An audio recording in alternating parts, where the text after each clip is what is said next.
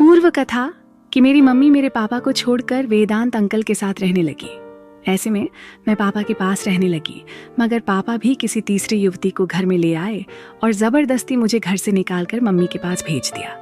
फिर मम्मी ने भी मुझे ठुकरा दिया तो मैं अकेली पड़ गई। लेकिन मर्दानी बाहों का स्पर्श पाने के लिए एक हिजड़ा और सन की प्रोफेसर के चंगुल में फंस गई। उसे घायल कर भागी। अब आगे मैं बाजार के बीचों बीच आई तो सुबह हो गई थी। दुकानें खुलने लगी थी, लेकिन मेरी किस्मत का दरवाजा बंद था। तभी मैं सहसा ही बुदबुदा पड़ी। आज अपराध और अपराधी क्यों बढ़ रहे हैं? इनकी जड़ें कहाँ हैं? घर में ही तो है। आजकल घर घर में अपराध पल रहा है। व्यक्ति को माँ बाप ही अपराधी बनाते हैं। इनका अंत भला कैसे होगा? मेरी माँ, मेरे पापा क्या मेरे अपराधी नहीं हैं? उन्होंने क्या अपराध नहीं किया है? मैं समाज के लिए आज एक वेश्या बनकर रह गई हूँ। उनकी गलत सोहबत में रहकर ही तो मैंने पुरुषों के आगे बिछना शुरू कर दिया। मेरे हाथ से कभी किसी का कत्ल भी हो जाए तो कोई आश्चर्य नहीं है। आज अधिकांश परिवारों के स्त्री पुरुष का बाहर भी किसी से संबंध चल रहा है। उनके बच्चे क्या बिगड़ेंगे नहीं? मुझे पारिवारिक संस्कार सही मिलता, मेरी परवरिश अच्छे माहौल में होती, वेदांत अंकल और रवीना जैसे स्त्री पुरुष मेरे घर में नहीं घुसते, तो क्या मैं आज सड़क पर होती? यही सोचते सोचते काफी भावुक हो उठी। एक युवा और खूबसूरत स्त्री के साथ बाहर के लोग कैसा व्यवहार करते हैं, ये मुझसे छुपा नहीं था। मर्दानी बाहों में खेलने का मेरा शौक अब मुझे अपराध की ओर धीरे धीरे धकेलने लगा। मैं अपराधी बनकर ही शायद स्वयं की रक्षा कर सकती थी। कोई दूसरा उपाय ही नहीं था। 10 बजते बजते सड़क के दुकानों में अचानक ही लूटपाट शुरू हो गई। मैं कुछ समझ न सकी। जहां मैं खड़ी थी वहां सरदारों की दुकानें ज्यादा थीं। उनकी दुकानों को ही लोग विशेष रूप से लूट रहे थे और आग भी लगा रहे थे। पुलिस दूसरी तरफ मुंह फेरे मौन खड़ी थी।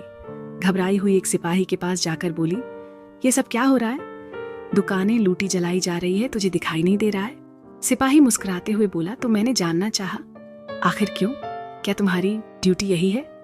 तुझे नहीं पता, प्रधानमंत्री इंदिरा गांधी की हत्या उनके अंगरक्षकों ने ही कर दी है और वे सरदार हैं। सरदारों को लोगों ने आतंकवादी करार दिया है। सिपाही यह कहकर हंसने लगा। क्या तुम्हें भी सारे सरदार आतंकवादी दिखते हैं? किस कौम में चंद लोग ऐसे नहीं होते? मैं पूछती हूँ, महात्मा गांधी को नाथूराम ने प्रार्थना सभा में सबके सामने गोली से भून दिया, तब दूसरी कौम वालों ने दंगा क्यों नहीं किया? या हिंदुओं ने हिंदुओं को क्यों नहीं मारना शुरू कर दिया? अरे जाओ, भीड़ को तितर बितर करने की कोशिश करो। किसी एक या 2 सरदार ने प्रधानमंत्री की हत्या की है और लोगों ने सभी सरदारों को ही अपराधी मान लिया है। मेरे यह कहते ही उसने मेरी पीठ पर घुमाकर एक डंडा जमा दिया। तू भागती है कि नहीं यहाँ से? भीड़ को पता चल गया कि तू सरदारों की वकालत कर रही है तो तुझे जिंदा ही सड़क पर फूंक देगी। वह शायद सच ही कह रहा था। भीड़ इधर ही चली आ रही थी और समझाना मेरे वश के बाहर की बात थी। मैं भागती हुई एक डॉक्टर के क्लिनिक में घुस गई। वहां सरदारों और हिंदुओं की संख्या बराबर थी। मुकाबला कांटे का था। देखते ही देखते सड़क पर कत्लेआम शुरू हो गया। डॉक्टर ने फौरन शटर गिरा दिया। मैं थर-थर कांप रही थी। मेरा पूरा जिस्म पसीने से भीग गया था। बाहर से आती चीखने चिल्लाने की आवाजें डरा रही थी। मैंने अपने जीवन में कभी ऐसा नरसंहार नहीं देखा था। मुझसे कमरे में एक जगह बैठा न गया। मैं कांपते पैरों से कमरे की ओर बढ़ गई। तभी डॉक्टर चीख पड़ा, उधर कहाँ जा रही हो? भीड़ की ताकत का अंदाज शायद तुम्हें नहीं है। वे लोग तुम्हें अंदर देख लेंगे तो शटर तोड़कर यहाँ घुस आएंगे। लेकिन मैं कहाँ मानने वाली थी। मैं खिड़की के पास आकर खड़ी हो गई। हिंदू और सिख आपस में लड़ रहे थे, जबकि दोनों ही मूलतः हिंदू थे। ये कैसी जंग छिड़ी हुई थी? मेरा रोम रोम कांप उठा। लोग एक दूसरे पर बोतल फेंक रहे थे। पेट्रोल और मिट्टी के तेल में डूबे कपड़ों में आग लगाकर दुकानों पर फेंक कर तालियां पीट पीट कर हंस रहे थे। लाखों करोड़ों की दुकानें धाध करके जल रही थीं। सड़क पर लाशें बिछी हुई थीं। मैंने अचानक ही आंखें बंद कर खिड़की का दरवाजा बंद कर दिया। डॉक्टर एक कोने में घमसम खड़ा था। मुझे उसकी मनोदशा पर हंसी आ रही थी और दया भी आ रही थी। ये कैसा डॉक्टर है? खून खराबों को देखकर डर गया है। डॉक्टर तो लाशों का पोस्टमार्टम करते हैं, उसकी हाँ करते हैं, ऑपरेशन करते हैं, फिर यह खून से लथपथ लाशों से इतना घबराया हुआ क्यों है? मैंने देखा, वह यही कोई 35-36 साल का सुंदर पुरुष था। उसके होंठों तक फैली घनी मूंछें बड़ी ही सेक्सी लग रही थी। उसकी आंखों में गजब सेक्स अपील थी, लेकिन इस समय तो वह बिल्कुल ही नर्वस था। इतने में वह धीरे धीरे चलते हुए मेरे नजदीक आ खड़ा हुआ। मैं कुछ समझ न सकी। फिर वह बोला, तुम यहाँ सुबह सुबह क्या करने आई थी? मैं तो एक मजबूर लड़की हूँ, एक मानसिक रोगी के चंगुल से किसी तरह भाग निकली हूँ और कोई ठिकाना ढूंढ रही हूँ। मैं इससे ज्यादा कुछ बता ना सकी। डॉक्टर को यह समझते देर न लगी कि मैं एक बेबस लड़की हूँ। नहीं है, वह अचानक ही बोल पड़ा, अब क्या करने का इरादा है? मैं क्या बताऊं? मैंने यह कहते हुए देखा उसकी निगाहें मेरे गदराए बदन पर बड़ी ही बारीकी से फिसल रही हैं। वह मुझे शायद आंखों ही आंखों में पी रहा था। फिर बोला, मेरी पत्नी मुझसे बहुत ही दूर अपने मायके में रहती है, मैं यहाँ अकेला ही रहता हूँ। तुम्हें जब तक कोई काम नहीं मिलता तब तक तुम मेरे पास रह सकती हो। शुक्रिया। एक बात मेरी समझ में नहीं आती, तुम सारे पुरुषों की समस्या एक जैसी ही क्यों है? मैं जिससे भी मिलती हूँ उसकी पत्नी उसके साथ नहीं होती है। मेरी बात पर वह जोर से हंसा। मर्दों की यही तो पीड़ा है। ये पीड़ा नहीं है, उन्होंने अपने स्वाद के लिए अपनी पत्नियों को परेशान कर स्वयं से अलग कर दिया है। उन्हें अपनी पत्नी अच्छी लगती ही नहीं। मेरी बात पर वह और जोर से हंसा। तुम शायद ठीक कह रही हो, लेकिन क्या पत्नियां स्वाद की भूखी नहीं है? क्या वे सहवास में बदलाव नहीं चाहती हैं? मेरी पत्नी इस मामले में बहुत ही निपुण है। वह सुंदर शरीर वाले पुरुषों से दोस्ती गांठने के लिए हर पल तत्पर रहती है। मैंने इसलिए उसे छूट दे दी है। मैं डॉक्टर की बात पर जोर से हंस पड़ी। तो इसमें बुरा ही क्या है? क्या तुम सुंदर स्त्रियों को देखकर लार नहीं टपकाते हो?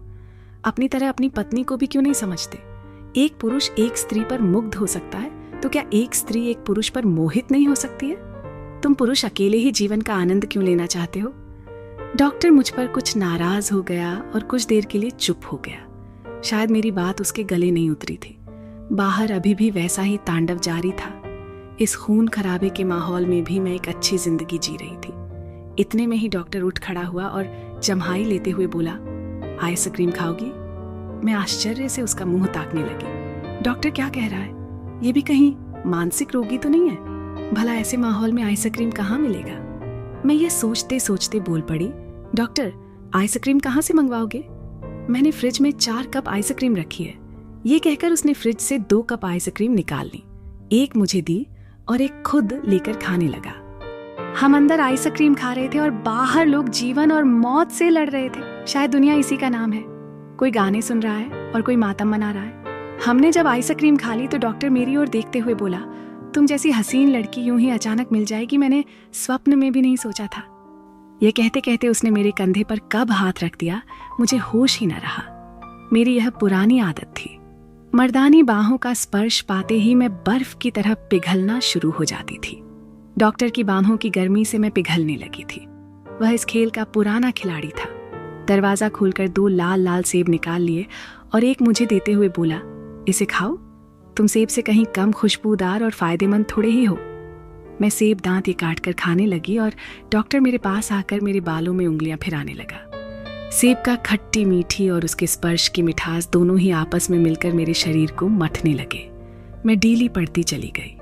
तभी उसने एक संतरा निकालकर उसमें से आधा मुझे दिया और आधा खुद खाने लगा। फिर संतरे की एक फांक अपने मुंह में डालते हुए वह बोला, संतरे का रस कितना खट्टा मीठा है। क्या तुम्हें नहीं लगता स्त्री पुरुष जब एक हो जाते हैं तो जीवन में भी खट्टी मीठी मिठास आ जाती है? मैं उसकी आंखों में आंखें डालकर बोली, मुझे क्या पता, इसका एहसास तो जब हम एक ही जाएंगे तभी हो सकेगा। डॉक्टर ने यह सुनते ही संतरा मेज पर रख दिया और मुझे अपनी गोद में बिठाते हुए बोला, तुम वास्तव में ही बड़ी ही ऊंची चीज हो। एक संपूर्ण स्त्री ऐसी ही होती है। सहवास की शुरुआत होने से पहले ही तुमने सहवास के आनंद का स्वाद चखा दिया। सभी स्त्रियां सहवास के प्रति इतने सुंदर ढंग से कहाँ जीती हैं? मैं यह सुनते ही चौंक गई। अब तक कितनी स्त्रियां तुम्हारी बाहों में आ चुकी हैं? डॉक्टर हंसने लगा। अपनी स्वेच्छा से कोई 50 स्त्रियां, लेकिन तुम उनसे एकदम ही अलग हो, एकदम ही खट्टी मीठी। उसके यह कहने की देरी थी कि उसका चेहरा पसीने से नहा गया। उसकी हंसी कहीं गायब हो गई। मैं कुछ समझ न सकी। तभी मेरी निगाहें डॉक्टर की पैंट पर चली गई। मेरी आंखें आश्चर्य से फटी की फटी रह गई। अनायास ही मुझे हंसी आ गई। ये मैं क्या देख रही हूँ डॉक्टर साहब? तुम्हारी पैंट तो आगे से गीली हो चुकी है। वह कुछ बोल नहीं पा रहा था। मैं उसकी मनोस्थिति को अच्छी तरह से समझ रही थी। वह बहुत ही शर्मिंदा था, लेकिन मैं कहाँ चुप रहने वाली थी। किसी शेरनी की तरह दहाड़ पड़ी। मुझे गोद में लेने से पहले सोच तो लिया होता कि तुम मर्द हो भी या नहीं। अब बात मेरी समझ में आई। तुम्हारी पत्नी क्यों मायके में रह रही है और तुम कितनी बेशर्मी से उसे ही दोषी ठहरा रहे थे। जब तुम कुछ कर नहीं सकते तो मुझे छेड़ा क्यों? नपुंसक आदमी कुछ करने से पहले ही आउट हो गया। ये कहकर मैंने उसे जोर से एक धक्का दिया और उसके फ्रिज से एक सेब निकालकर खाने लगी। तभी डॉक्टर बोला, मैं क्या करूं? यही तो मेरे साथ समस्या है। तो तुम पत्नी को क्यों गालियां दे रहे थे? ये क्यों नहीं कहा कि तुम शीघ्र पतन के मरीज हो? पत्नी तंग आकर छोड़कर चली गई। अब बताओ मैं कहाँ जाऊं? मेरे यह कहते ही डॉक्टर बाथरूम में चला गया। अब मैं बहुत ही खुश थी कि जो पुरुष मेरे साथ है वह पुरुष नहीं है। मैं दंगा समाप्त होने तक यहाँ चैन से रह सकती हूँ। अगली सुबह मेरी आंख खुली तो मैं खिड़की के पास आकर खड़ी हो गई। बाहर का वातावरण बिल्कुल शांत था। पुलिस अभी जहां तहां थी, परंतु लोग आ जा रहे थे। मैं डॉक्टर को जगाते हुए बोली, उठो, शटर उठाओ, दंगा समाप्त हो गया है। मैं इस कैद से ऊब गई हूँ, मुझे यहाँ एक पल भी नहीं ठहरना। डॉक्टर हड़बड़ा कर उठते हुए बोला, लेकिन जाओगी कहाँ? तुम्हें इससे क्या मतलब? मैंने उसे झिड़कते हुए कहा तो वह चुपचाप शटर की ओर बढ़ गया और एक झटके में ही शटर ऊपर उठा दिया। मैं दौड़कर बाहर आ गई। मुझे बाहर आकर अजीब सी शांति की अनुभूति हो रही थी। मैंने डॉक्टर की ओर व्यंग्यपूर्ण अंदाज में देखा तो वह अपना सा मुंह लेकर क्लिनिक में चला गया। मुझे बड़ी हंसी आई। यह गुप्त रोगों का डॉक्टर है और खुद ही गुप्त रोगी है। भला इलाज क्या करता होगा? अपना इलाज तो अभी तक कर नहीं पाया। मैं घृणा से उसके क्लिनिक को देखती हुई सड़क पर पैदल ही चलने लगी। मेरे सामने यही तो एक समस्या थी कि मैं जाऊं तो जाऊं कहाँ, लेकिन चलना तो मुझे था ही। जिंदगी चलने का ही तो नाम है। मैं टूटी फूटी दुकानों को, बाहर खड़े दुकानदारों को देखती हुई आगे बढ़ती ही जा रही थी। मेरे चेहरे पर कोई ठिकाना न होने का तनिक सा भी भय नहीं था। जैसे ही सुबह की पहली किरण फूटती है, हमारी नायिका अपने भीतर के तूफान को शांत होते महसूस करती है। धोखे और दर्द की परछाइयों से घिरी हुई वह हर कदम पर खुद को मजबूत पाती है। जीवन की लड़ाइयां हमें तोड़ती नहीं, बल्कि हमें नया रूप देती हैं। वह अपनी राह पर आगे बढ़ने का संकल्प लेती है, अपने आत्मसम्मान को पहचानती है और अपनी खुद की शक्ति को अपनाती है। अगर इस यात्रा ने आपके दिल को छुआ है या आपको सोचने पर मजबूर किया है, तो हमारे चैनल कहानियों का सफर को लाइक, शेयर और सब्सक्राइब करें। आइए मिलकर जीवन की इन गहरी कहानियों के छिपे हुए सबक को खोजें और एक साथ इस सफर में आगे बढ़ें।